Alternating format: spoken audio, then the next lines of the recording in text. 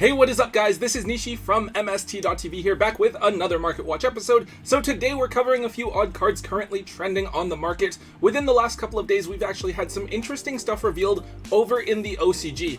On one hand, we have the Fiendsmith archetype, which should be coming in the Infinite Forbidden, which is the core set after Legacy of Destruction. It's a really promising looking archetype that revolves around light fiend monsters, so we've seen a few buyouts across the board related to that. We also have some support for Drron that was confirmed, and based on the other reprints we saw in the same pack that the Drron cards were reprinted in over in the OCG, we should be expecting some more cards for Thunder Dragons and Madolches as well. So those are among the cards we're going to talk about today, as well as over the next couple of weeks. Let's get started. Alright, kicking things off, we're actually going to talk about the Fiendsmith related cards first, because that's like an entirely new archetype and we're seeing a ton of different cards trending at the moment because of it. The first card we're looking at is Fabled Lury, a pretty simple level 1 tuner monster that special summons itself whenever it's discarded. Of course, this is a light fiend, so it synergizes with the Fiendsmith cards naturally. The interesting thing is that the normal spell card for the Fiendsmith archetype actually just searches for a light fiend monster and then makes you discard a card, so it's functionally an emergency teleport for a copy of this card. Of course, you can use this card as a fusion or link material, but the other cool thing is that one of the fusion monsters is a level 9, so that plus this card can grant the deck access to Baron de Fleur as well. Obviously, the cards were just revealed a couple of days ago, so people are still trying out different techs to see what the best build of the deck is going to be. As far as printings and pricing go, the super rare and then the reprints from Hidden Arsenal Chapter 1 are actually pretty cheap. I think they're basically all still only $1 at most. It's just the original DT printing that has spiked. There are some sold listings for around the $10 mark on TCG Player, but the cheapest ones that you can buy at the moment there are actually up at $20 or so. Overall, I don't think that this card is worth spending that much money on. Even if you want to try out the deck, I would just pick up a cheaper copy of the card for like $1. However, if you do own the original DT versions already, they're definitely something that I would try to list for sale while there's so much early hype around the deck. Up next, we're talking about a couple of Magical Musketeer cards. So the Magical Musketeer archetype actually consists entirely of light fiend monsters, so they're naturally what a lot of players have turned to when looking to fill out the Fiendsmith deck. It actually seems kind of cool because the Fiendsmith cards themselves don't actually take up your normal summon, so they fit well together, and the Magical Musketeer archetype gives you access to a ton of different interruptions, like you get access to a counter trap and a spell veiler, and then a trap that pops a card. It's pretty cool. The whole archetype lets you activate their spells and traps from your hand while you control one of the main deck Musketeer monsters, and they get effects if you activate cards in the same column as them. So with Starfire, she's one of the better ones. If a card is activated in her column, you special summon a level 4 or lower magical musket from your deck, and it doesn't negate that card's effect either, which is really cool. This is definitely a card that you're going to play at 3 if you are planning on running the Magical Musketeers with your Fiendsmith deck in the future. Now, Starfire originally was a secret rare in Spirit Warriors, and it was one of the best cards from the set.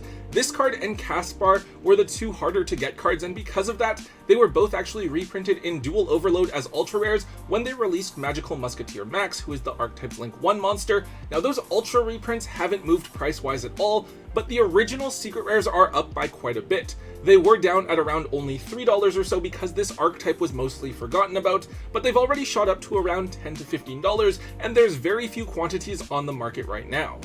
If this is an archetype that you're interested in, you definitely want to try and grab a set of this card. However, you probably just want to grab the ultras since they are much more affordable than the secret rares. If you do want to bling out your deck and get the secrets, definitely wait a few weeks for some of the hype to die down and for those prices to cool off before going after the nicer rarities. So there are a ton of different Magical Musketeer cards we could be looking at. We're just going to look at 2 here for the sake of time. The second one is Magical Musket Cross-Domination. This is a quick play spell that's definitely one of the deck's better interruptions. It lets you target a face-up monster on the field, reduce its stats to 0, and negate its effects. It's definitely one of the better cards to have access to, especially going second. I can see this card helping you to break through a ton of different boards as well. I saw a couple of different replay videos for Fiendsmith Musketeers. I think Lithium posted one of them, and both lists were running 3 copies of Cross-Domination. Unfortunately, however, Cross-Domination has just the one printing from Spirit Warriors, so we've seen this card shoot up in price well beyond the price of Secret Rare Caspar and Starfire. The card has just the one Secret Rare printing, and this card is going to cost you between $20 and $25 for a single copy right now. I believe initially it was at around $30. It has cooled off just a little bit, but unfortunately not by very much. If you guys haven't noticed, On these graphs I am showing just the 1 month price history, since for the most part these cards were pretty flat and hadn't seen any attention at all, but then just spiked within the last couple of days. Cross-domination was around $4 to $5, but has shot up an insane amount within the last day or two. So unlike with Caspar and Starfire, a lot of the other magical Musketeer cards like Cross-Domination didn't get reprints, so they are going to be harder to find, and we're just going to be sort of stuck waiting for those reprints to drop. I feel like they should be on Konami's radar. Hopefully we'll see a few of the bigger cards added to Terminal Revenge or an OTS tournament pack. Either way, don't really buy into these right now. Most of us are going to be better off waiting for the prices to cool back down naturally, or for a reprint to come out before we go ahead and pick the cards up. Moving on to some other stuff, we next have Drron Nova. I believe it was just a day or two ago that we actually had some Drron cards revealed over in the OCG, and they actually look pretty cool. Like, I've never played Drtrons myself, but one of the new cards lets you special summon itself out of your hand for free, as well as search for any Drtron monster from your deck, as long as all you do is control a Drtron card on the field already. I think that's a pretty big consistency boost for the deck. Anyways, Drron Nova is one of the deck's best spell cards, and it's basically just a normal emergency teleport, special summoning a Drtron monster from out of your deck, but then for the rest of the turn, you can only special summon monsters that cannot be normal summoned or set, sort of a weird condition there. This card has historically always been run at 3 in Drtrons, and given that it basically just brings a body out of the deck for free, I don't see why that would change with the addition of the new support. Now, the weird thing is, Drtrons came out back in Genesis Impact, which came out at the end of 2020, but for some reason the card has still never been reprinted, even though Drtrons were meta-relevant and somewhat popular. Now, obviously, Drtrons have fallen off a lot recently. They lost Ava, they lost Union Carrier, and the deck just doesn't feel like it's good enough anymore in the context of today's game, so we were actually seeing Drtron Nova down at around $10. However, this new support announcement has pushed Nova way up in price, and right now you're going to have to spend between $25 and $30 per copy on TCG Player.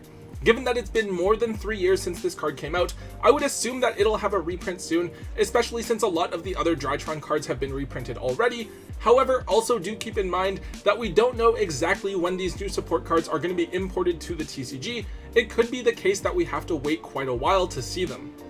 Alright, next one up, we're going to briefly look at Ubel the Loving Defender Forever. Of course, this is the Ubel fusion that came out in Phantom Nightmare, and it's one of the better cards from the archetype.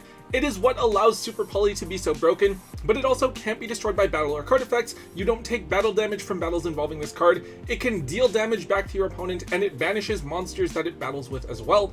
So maybe the deck isn't too strong right now. I think it tops the occasional regionals here or there, but it doesn't have too much of a performance outside of that.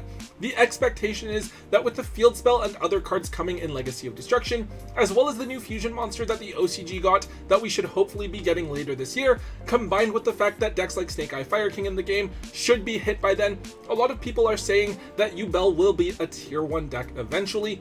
In fact, Jesse Cotton actually made a video discussing the strengths of the cards, and it did cause several price spikes. On the day that the video came out, Nightmare Pain, a super rare from Phantom Nightmare, went from being $1 or $2 up to $7 a piece, but the card has cooled back down. What hasn't really cooled down is this card, an ultra rare out of Phantom Nightmare. This card has had a pretty volatile price history over the last couple of months since its release, but it seems that we're about to hit another price spike soon. This card had hit around $20 before, but it cooled back down to around the $15 mark. However, over the past few days, we've seen a ton of copies of this card moving. As you guys can see from the sold listings here, this is just some of what was moving yesterday. This card you could still buy for around $18 to $19 yesterday, but based on the sales here, it wouldn't surprise me to see this card up at $25 to $30 by the time that Legacy of Destruction comes out. Believe it or not, if you guys are interested in playing this as a meta deck, I would actually consider picking this card up for around $15 or so at your locals if you can find anyone that's still willing to move them. So this is one that hasn't had any price movement really yet, but it's something I would be paying attention to anyways. It's Madolche Angeli. This is a card that's important for the Madolche deck. It's kind of like a Lone Fire Blossom, as you contribute it to special summon a Madolche monster from your deck. I believe you're supposed to summon Hootcake, since you can then banish the Angeli off of the Hootcake, so this card is really just like a free starter for them. Now this card has a few different printings. It was an Ultra in Primal Origin, and then it got an Ultra reprint in the tins as well, and then eventually it did get a Secret Rare reprint in Battles of Legend Armageddon. Now originally, this Secret Rare printing did bring the card's price down to $1 or so, but given the popularity of Madolches with how cute they are, we have seen all of the printings climb up over time to where each of them now sits right at around $5. The reason I'm suggesting we look at Angeli here is that there was a reprint set in the OCG that reprinted cards from a few different archetypes, and Madolches were included in there. That was where Drron cards were reprinted, and we did end up getting new Drron cards as well, so it should follow that we'll see some Madolche support here. And naturally, given how popular Madolches are with a lot of the players, we would expect to see some pretty big bumps in the prices of Madolche cards once the support is revealed there as well. This card is only $5, but I think it's one of the cards that has only harder to find printing, so I do believe it's worth picking up. The other card that I would keep an eye on is Madolche Salon, since it's around $15 or so, and it is also important, but with just the one reprint, it's much more likely to get a reprint early, whereas Angeli can fly under the radar, and you could end up seeing a bigger return percentage-wise if it were to jump. And finally, the last card I do want to mention here is Bestial Drworm. So this one isn't trending because of any new support or anything like that, but I do want to mention it because the Bestial cards are something that I've been seeing in more and more side decks recently. The Voiceless Voice deck has been really popular, and the Bestials are pretty popular monsters to side in against them, since you can banish either Saphira or Lo, and it really slows down the deck. Drworm is probably the best bestial monster to see, since even getting rid of it is a problem. If it goes from the field to the graveyard, it sends an opponent's card to the graveyard, so even if your opponent doesn't want to interact with it, you can just link with it during your own turn and trigger its effect as well. Now, part of the reason I want to bring this card up is that the card is currently at a relatively low price. Right now, the secrets are at $10, whereas the supers are at $8, but as you guys can see from the 3-month graph here, the card has actually done nothing but trend downwards recently, despite it being a pretty good side deck option right now. As we move towards this ban list and Legacy of Destruction, the Bestials will likely come up again as a good side deck option against Ubel and Voiceless Voice, as well as the fact that Snake Eye Fire Kings should be hit, and obviously Bestials aren't amazing against them because they run mostly fire monsters. The card could get another random reprint, but of course, that's the risk you run with any sort of meta tech like this. If you can, I would consider actively looking for the supers for around $4 to $5, and the secrets for around $6 to $7 wherever possible. Alright guys, that is all we have for today. Hopefully we'll soon have the chance to go over some more support and stuff. I love it when old archetypes get support, especially when it's like an archetype that I already played and I can just think of how good that card would have made the archetype before.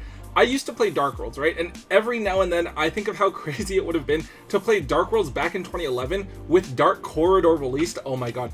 Anyways guys, if you did enjoy today's episode, make sure you let me know by hitting that thumbs up button. Make sure you leave a comment in the comment section down below. Hit subscribe if you haven't already, and until next time guys, don't forget to hold on to your MST.TV.